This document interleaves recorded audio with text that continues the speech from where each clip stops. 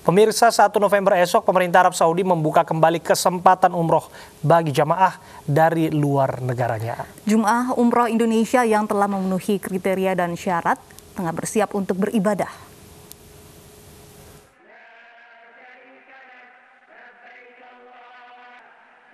Mulai 1 November esok, jemaah umroh Indonesia akan bertolak ke Arab Saudi untuk menjalankan ibadah setelah sempat adanya pembatasan selama pandemi COVID-19. Jemaah yang akan umroh harus lolos tes PCR 3 hari sebelum keberangkatan dan mendapat surat pengantar dari klinik yang ditunjuk. Sejumlah protokol kesehatan selama di Tanah Suci pun harus diterapkan oleh para jamaah. Dan kabar gembira bagi seluruh umat muslim Indonesia, insya Allah Indonesia akan mendapatkan kesempatan pertama pada tahap ketiga ini atau besok tanggal 1 November untuk berangkat melaksanakan ibadah umroh ke Tanah Suci. Insya Allah besok rombongan pertama Ampuri akan mulai berangkat menuju ke Tanah Suci. Keberangkatan umroh di masa pandemi ini tentu diikuti dengan beberapa protokol yang sangat ketat. Di antaranya adalah pembatasan usia antara 18 dan 50 tahun. Kemudian akan ada karantina di Saudi Arabia 3 hari semenjak kedatangan. Kemudian jumlah kapasitas akupansi per kamar juga hanya 2 orang. Penggunaan bus hanya 50% dari kapasitas. Menurut data dari Kementerian Agama, saat ini terdapat 59.757 jemaah umroh Indonesia yang telah mendapat nomor registrasi. Namun mereka masih tertunda keberangkatannya akibat kebijakan penanganan corona di Arab Saudi. Dari jumlah tersebut, sebanyak 44% dinyatakan telah memenuhi syarat untuk berangkat ke Tanah Suci. Jemaah yang sempat tertunda keberangkatan akan diprioritaskan untuk berangkat. Tim Liputan iNews melaporkan.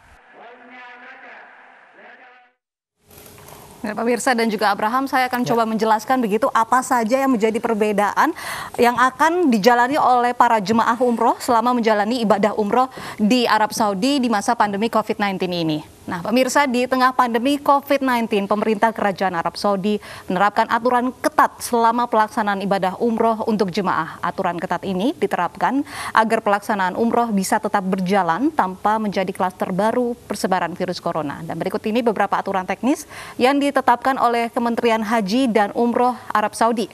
Yang pertama yaitu lamanya rangkaian ibadah umroh 10 hari yang terdiri dari 5 hari di Madinah dengan 3 hari karantina, kemudian 3 hari di Mekah. Nah, nantinya para jemaah umroh yang saat tiba di Madinah tidak akan bisa langsung beribadah di Masjid Nabawi, namun harus menjalani karantina dulu di hotel selama 3 hari. Dan seluruh kegiatan ibadah ini akan dijalankan oleh para jemaah di dalam hotel tersebut. Nah, kemudian 2 hari setelah menjalani karantina, baru para jemaah ini diperbolehkan untuk menjalani ibadah di Masjid Nabawi. Nah, setelah 5 hari di Madinah, kemudian para jemaah umroh ini akan bertolak ke Mekah. Dan di sana mereka akan menjalani ibadah selama 3 hari di Mekah tanpa dilakukan karantina lagi, karena karantina sudah dilakukan di Madinah. Di situ para jemaah umroh akan menjalani sejumlah rangkaian utama ibadah umroh. Dan selanjutnya yaitu tidak ada wisata rohani selama ibadah umroh. Jika sebelumnya para jemaah ini akan kemudian diajak berwisata umroh ke seperti di masjid-masjid di Mekah, kemudian di Jabal Uhud, Jabal Rahmah. Nah, semua wisata rohani tersebut ditiadakan di masa pandemi COVID-19 ini. Kemudian tidak ada prasmanan untuk makan para jemaah. Nantinya para jemaah ini akan makan begitu melalui nasi yang sudah dikotakkan dan kemudian diberikan langsung kepada para jemaah tersebut. Hal ini untuk menghindari kemudian penularan virus corona. Kemudian satu kamar hanya boleh diisi maksimal 2 orang. Jika sebelumnya kamar bisa diisi hingga 4 orang, namun saat ini dibatasi hanya 2 orang. Kemudian aturan lainnya yaitu kapasitas bus maksimal 24 orang. Ini setengah dari kapasitas dari bus tersebut yang boleh diisi oleh jamaah umroh. Kemudian pemandu hanya diperbolehkan oleh orang lokal. Dan ini semua adalah aturan-aturan yang harus dijalani oleh para jemaah umroh dari Indonesia maupun juga dari negara-negara lainnya jika akan menjalani ibadah umroh di Arab Saudi. Dan pemirsa, pemerintah Arab Saudi sudah membuka kembali ibadah umroh dari negara lain, namun ada 11 peraturan yang harus dipatuhi oleh jemaah umroh.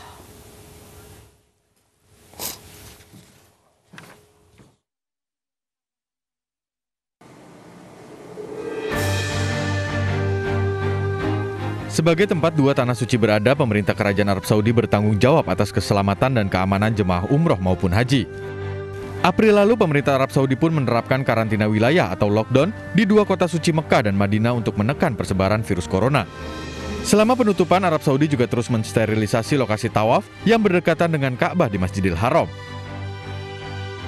Kini pemerintah Arab Saudi mulai melonggarkan pelaksanaan ibadah umroh dari luar Saudi, termasuk dari Indonesia. Namun ada beberapa peraturan yang harus dipatuhi jemaah yang akan umroh. Di antaranya, usia jemaah antara 18 sampai 50 tahun. Jemaah harus membuktikan bebas COVID-19 berdasarkan hasil swab. Harus mendaftar di aplikasi @marna jika ingin sholat di Masjidil Haram dan Masjid Nabawi.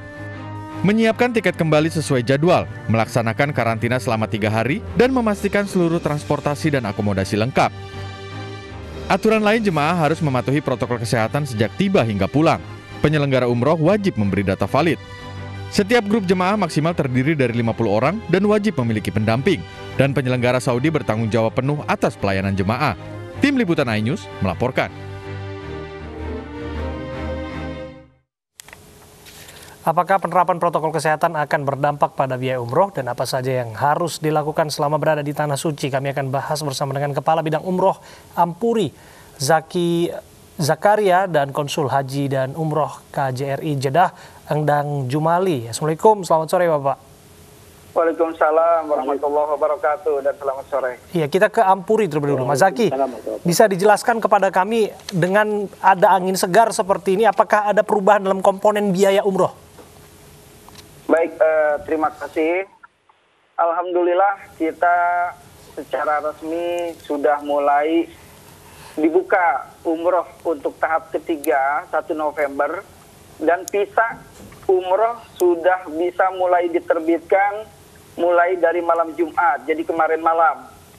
Itu tandanya artinya bahwa Indonesia sudah termasuk negara yang diperbolehkan untuk melaksanakan umroh. Berkenaan dengan biaya, sudah pasti biaya memang tidak bisa dihindari akan ada kenaikan karena penerapan protokol kesehatan dan berbagai pelayanan akibat dampak dari pandemi COVID-19. Mengenai biaya, kita perlu mencermati ada dari 3 faktor. Yang pertama adalah kita penyelenggara umroh haji di Indonesia. Mengenai biaya selalu merujuk kepada referensi harga yang dikeluarkan Kemenag. Kemenag sendiri sudah mengeluarkan statement 2 kali mengenai potensi kenaikan umroh di masa pandemi ini. Yang pertama adalah di awal Juli ketika kenaikan PPN 15 di Arab Saudi. Yang kedua di akhir September ketika pemerintah Arab Saudi mengumumkan 4 tahap dibukanya umroh. Jadi Kemenag sudah menyampaikan ke masyarakat melalui media massa bahwa potensi umroh ini akan naik. Yang kedua, dalam RKMA, rancangan keputusan Menteri Agama, yang dibahas Kemenag dengan kementerian lain, Kemenhub, Kemenkes, Kemenlu, BNPT, dan lain-lain. Di situ ada pasal 9 bab 10 ayat 2 yang menyatakan bahwa biaya pelayanan umroh bisa ditambahkan diakibatkan protokol kesehatan dan pelayanan akibat pandemi. Penambahannya sampai berapa persen, Pak Zaki? Penambahannya berapa persen sampai sekarang Kemenag secara spesifik belum mengeluarkan harga referensi. Okay. Cuma dari akibat protokol kesehatan dan pandemi ini memang banyak komponen yang naik dan rata-rata harga paket naik itu kalau di Indonesia itu 5-7 juta untuk sementara ini. Tapi insya Allah yang namanya harga insya Allah akan mengikuti teori ekonomi supply and demand. Pak Zaki, selain acuan harga Kementerian Agama, apa variabel lain yang membuat naiknya harga di masa pandemi? Oke, baik. Pertama, PCR. PCR kita sudah jelas itu biaya yang cukup signifikan. Yang kedua adalah proses karantina di Arab Saudi. Yang ketiga adalah di mana bis yang biasanya diisi 50 orang, 48 sampai 50 orang hanya boleh diisi 20 orang. Nah, ini juga pasti akan menambah biaya bis. Hotel yang harga wajarnya, harga normalnya diisi 4 orang, sekarang hanya diisi 2 orang saja. Nah, ada juga faktor lainnya, diantaranya adalah tour guide. Sekarang mesti ada tour guide dari warga Saudi. Yang sebelumnya tour guide warga Saudi juga tidak ada. Yang kemudian juga pesawat. Pesawat ini tidak boleh diisi full.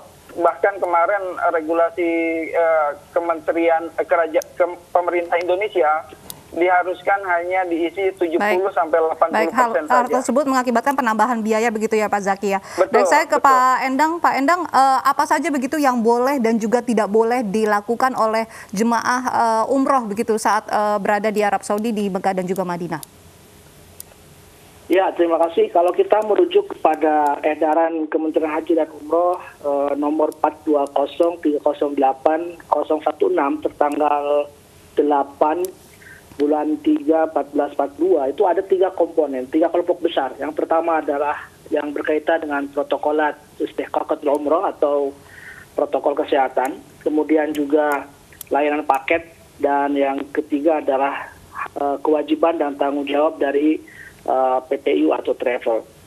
Nah, apa saja yang boleh dan tidak boleh, tentu tadi sudah diutarakan di awal bahwa ketika berkaitan dengan protokol kesehatan, ya salah satunya adalah jemaah harus mengikuti karantina 3 hari di hotel ya, yang sudah disediakan sejak awal oleh travelnya.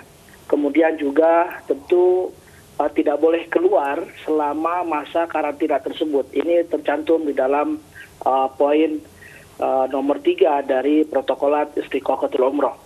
Lalu juga tentu mengikuti standar protokol kesehatan ya, memakai masker, kemudian juga cuci tangan. Lalu tadi bahwa pelaksanaan umroh di masa pandemi ini sangat ketat, dan kedisiplinan tentunya dari para jemaah, karena tentu tidak sebebas sebelum daripada masa pandemi. Dan secara pengalaman juga kami secara pribadi sudah memantau dan melakukan umroh bahwa pada saat pelaksanaan manasik, begitu jemaah akan terus dipantau oleh para muraqibin ya di dalam tawaf sendiri.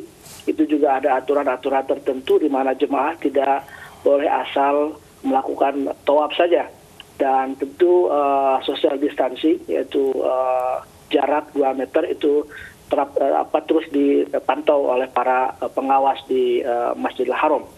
Nah, hal-hal ini tentu berdampak pada kebiasaan-kebiasaan yang mungkin sebelum pandemi ini terasa bebas, tapi pada saat pandemi ada catatan-catatan yang memang harus diikuti ya, baik. Seperti dalam edaran. Baik, Pak Endang, kalau disebutkan tadi biaya umroh kan ikut meningkat, mulai dari akomodasi hotel, transportasi, hingga biaya tes kesehatan yang dianggap ini cukup menguras kantong.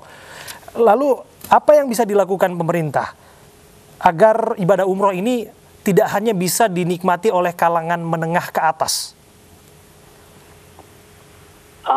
Saya secara pribadi tidak bisa mengatakan apa dan bagaimana peran pemerintah di sini, tentu karena dalam konteks pelaksanaan umroh, pemerintah dalam hal ini adalah pengawasan dan juga regulator. Itu Kementerian Agama sudah ada dalam rancangan PMA, ya, kemudian juga bagaimana layanan paket yang dilakukan oleh PPU, dan saya kira ini akan menjadi domain dari Kementerian Agama, dan kami di Konsulat Jenderal Republik Indonesia tentu peran utamanya adalah bagaimana bisa melobi, kemudian juga berkoordinasi dengan instansi terkait di Arab Saudi untuk bisa terlaksananya umroh secara lancar ini. Baik. Saya ke Pak Zaki. Pak Zaki, tadi Anda mengatakan bahwa biaya umroh ini akan naik sekitar 5 hingga 7 juta begitu. Jika kita ambil biaya termurah begitu 20 juta, ini artinya biaya umroh akan berkisar 25 hingga 27 juta yang paling murah begitu Pak Zaki, benar? Ya, betul. Ini terbukti dari grup awal November ini, ada beberapa travel yang sudah memberangkatkan, dan insya Allah saya juga besok akan berangkat kalau diizinkan, insya Allah. Nah, mengenai harga yang sudah keluar, untuk grup awal November ini yang biasanya 25 juta ini sekarang 31 jutaan. 30 sampai 32 juta. Nah, untuk sementara ini memang pemerintah Arab Saudi mensyaratkan penerbangan hanya boleh penerbangan Saudi Airlines. Yang kedua, hotel juga tidak bisa semua hotel digunakan oleh grup awal November ini. Hotel hanya terbatas hotel bintang 4 dan 5. Itu pun yang tercantum yang ada di sistem saja. Jadi tentu yang asalnya jamaah mendaftarkan di bintang 3 untuk awal November ini rasanya belum bisa. Jadi belum ada paket program bintang 3 gitu. Ya, terima kasih untuk waktu Anda berbincang Pak Zaki Zakaria dari Ampuri dan juga Pak Endang Jumali dari Kementerian Agama.